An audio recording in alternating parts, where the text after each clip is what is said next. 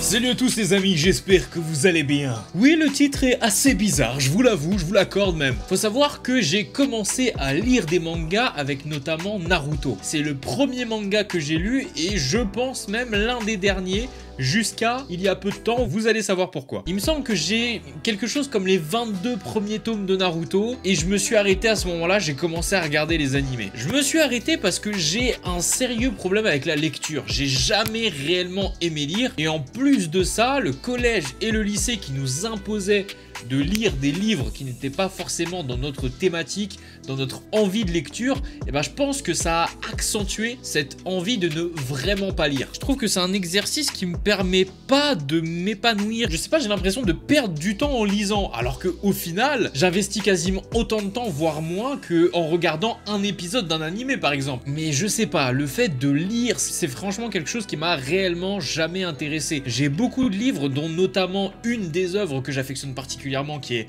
Harry Potter, que je n'ai pas lu en entier par exemple. Je n'arrive jamais à me dire ok, je me mets 2 heures pour lire un livre.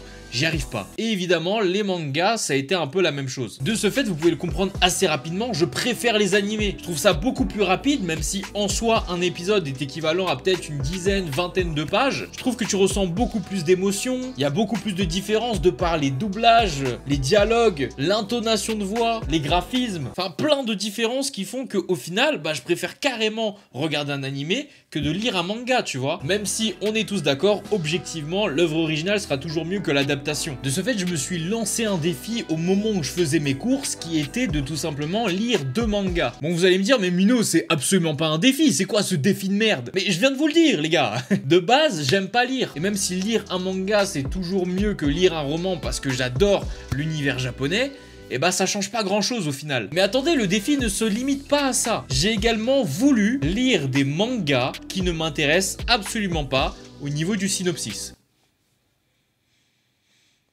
Ouais, ça a pas réellement de sens, on est d'accord. Je me suis donc procuré ces 2 mangas, Noise et My Home Hero. Les deux ont un thème global, la criminalité, mais ils ne l'abordent pas de la même façon. D'un côté, t'as un agriculteur qui vit ses vies paisibles en vendant la meilleure figue de la région, qui fait la connaissance d'un criminel et qui se voit de fil en aiguille obligé d'agir car celui-ci devient beaucoup trop envahissant dans sa vie. De l'autre, c'est un père de famille fan de romans policiers, d'ailleurs il en écrit, qui voit un jour sa fille revenir vers lui lors d'un dîner parental avec des coups au visage. Il se rend compte très rapidement que son copain là-bas et il décide d'agir en conséquence. Sauf que ses actions vont changer à jamais le destin de sa famille. Croyez-le ou non, au départ, ça m'intéressait pas du tout. Peut-être que certains d'entre vous ont trouvé ça totalement ouf, mais moi, ça m'intéressait pas. Et au final, en lisant, j'ai kiffé l'histoire, vraiment. J'ai kiffé les 2 histoires, carrément. Et encore plus surprenant, je me suis surpris à aimer lire des mangas. Et d'un autre côté, vous pourrez me dire, du coup, tu pourrais te surprendre aussi à lire des romans. Je pense pas que ce soit la même chose. Déjà, il y a l'univers qui me plaît, c'est également illustré, et c'est dans des formats beaucoup plus agréables, je trouve, à lire que des romans. Mais j'ai renoué avec le manga. C'est d'ailleurs pour cela que je fais cette vidéo, parce que au final,